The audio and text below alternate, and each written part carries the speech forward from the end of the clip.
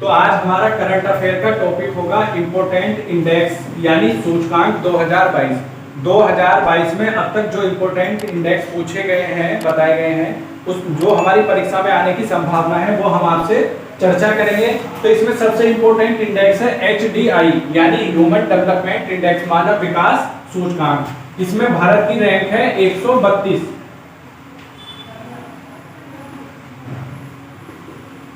ये हमारे 191 देशों में भारत की रैंक है और ये लगातार इस बार घटी है।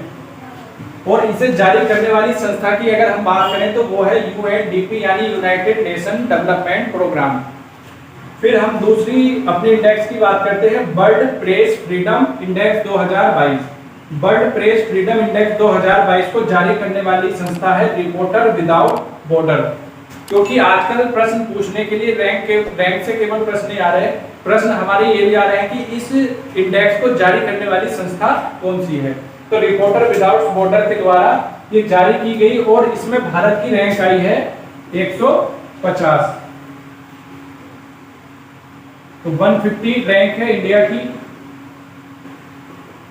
रिपोर्टर्स विदाउट बॉर्डर ने इसे जारी किया है, बर्ड प्रेस फ्रीडम इंडेक्स।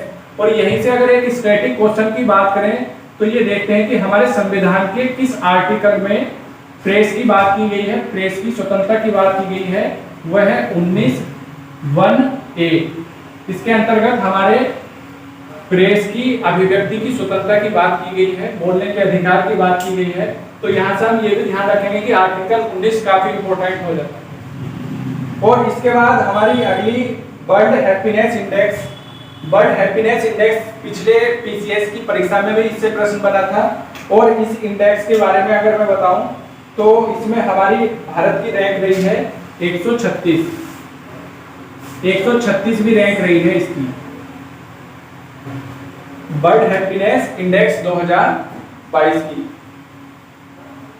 और विश्व वायु शक्ति सूचकांक, विश्व वायु शक्ति सूचकांक 2022 की बात करें तो इसमें USA फर्स्ट रैंक पर रहा है,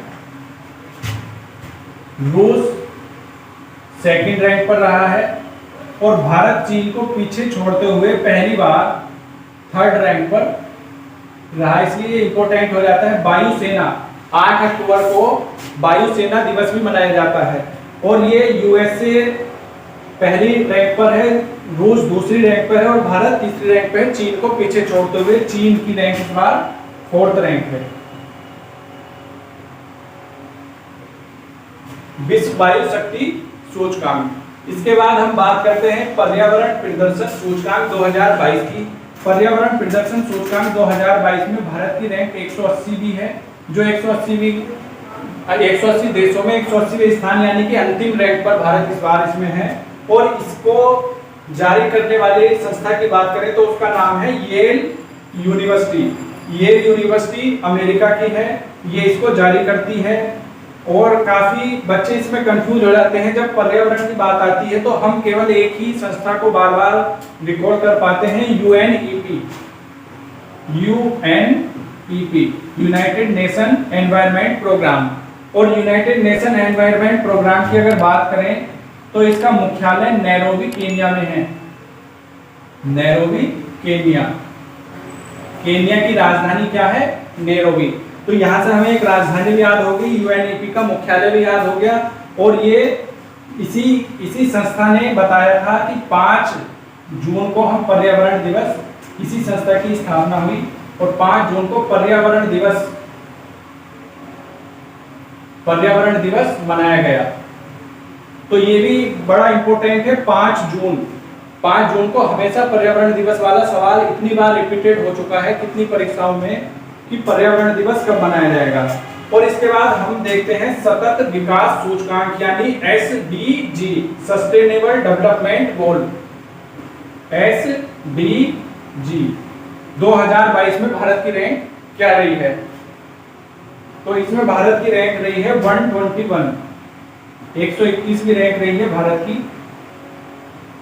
और ये भी काफी इंपॉर्टेंट है SDG, क्योंकि इसे क्या है, ये नीति UNDP जो है इसने इसका लक्ष्य रखा है। SDG का 17 गोल है हमारे इसमें, 17 गोल हैं और इनको 2015 में जारी किया गया था। एसडीजी गोल कोड 2030 तक इसको पूरे करने का लक्ष्य रखा गया है।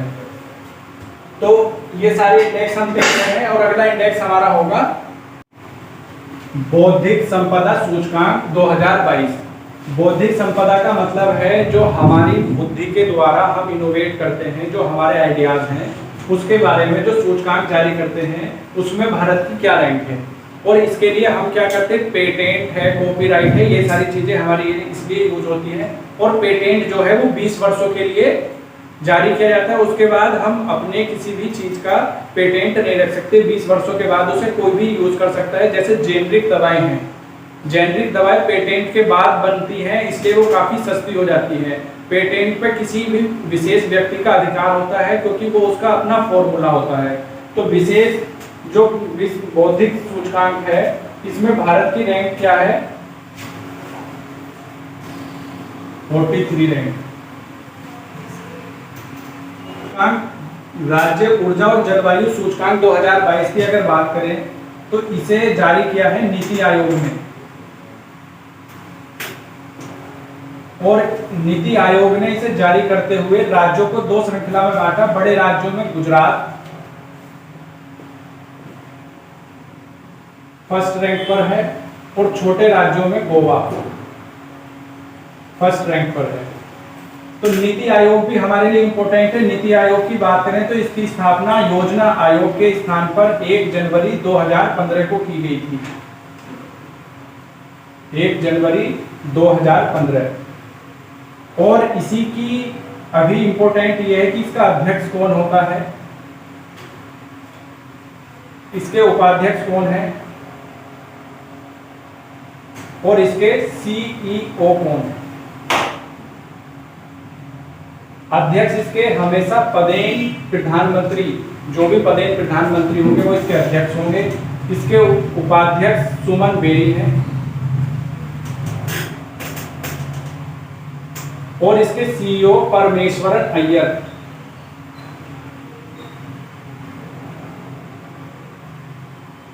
परमेश्वरन अय्यर इसके सीईओ हैं।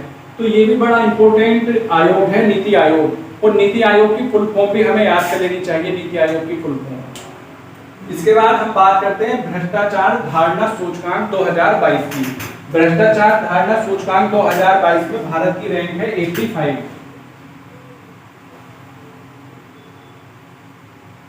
85 रैंक है भ्रष्टाचार धारणा सूचकांक में।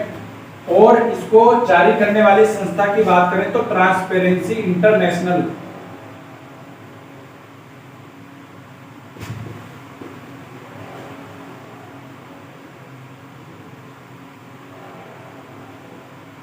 ट्रांसपेरेंसी इंटरनेशनल के द्वारा ये जारी की जाती है भ्रष्टाचार धारणा सूचकांक, जिसमें भारत की रैंक है 85।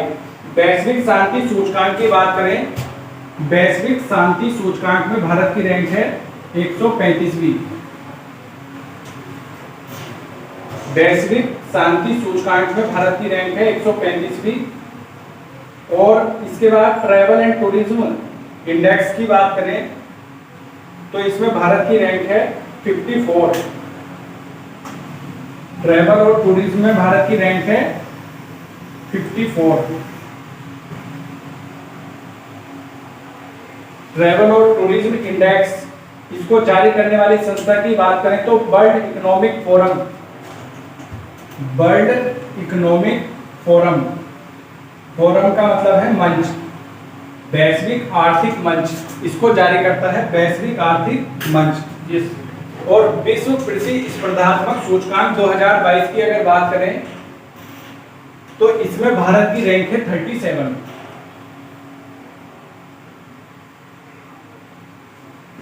तो ये हमारे सारे इंपॉर्टेंट इंडेक्स इस वीडियो में हमने कवर किए हैं। आशा करते हैं कि इन्हीं इंडेक्स से आपका आगामी परीक्षा में प्रश्न आएंगे। तो इसी तरह की अन्य वीडियो देखने के लिए आप हमारे YouTube चैनल को सब्सक्राइब करें, लाइक करें और शेयर करें, जिससे कि हम और वीडियो ऐसी बना सकें।